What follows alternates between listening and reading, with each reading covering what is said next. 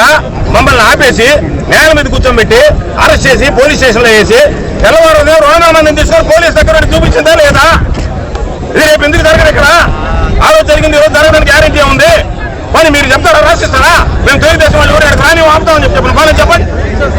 పెద్దవాళ్ళకి రాసిచ్చారు అంటున్నారు. ఇప్పుడు చెప్పండి, మేము ఊరిని రానేమో. ఆయన పోయి మన కలెక్టరేట్ లో తిట్టిపోయాడు మంత్రి, అదే బయటకు వచ్చి తిట్టిపోతాడు. మీరు లాండ్ ఆర్డర్ చేయాలని ఆలోచన చేయడం లేదండి. మీరు చేసేది ఎంతసేపటికి వైఎస్ఆర్సీపీ వాళ్ళని ఎట్లా అనగదొక్కాలా, వాళ్ళని ఏ విధంగా అడ్డుకోవాలా, వాళ్ళని ఏ విధంగా రానికుండా చేయాలా. మాకు ఇప్పుడు అపోజిషన్ కూటమి కాదు, పోలీస్ అయిపోయింది ఈ జిల్లాలో.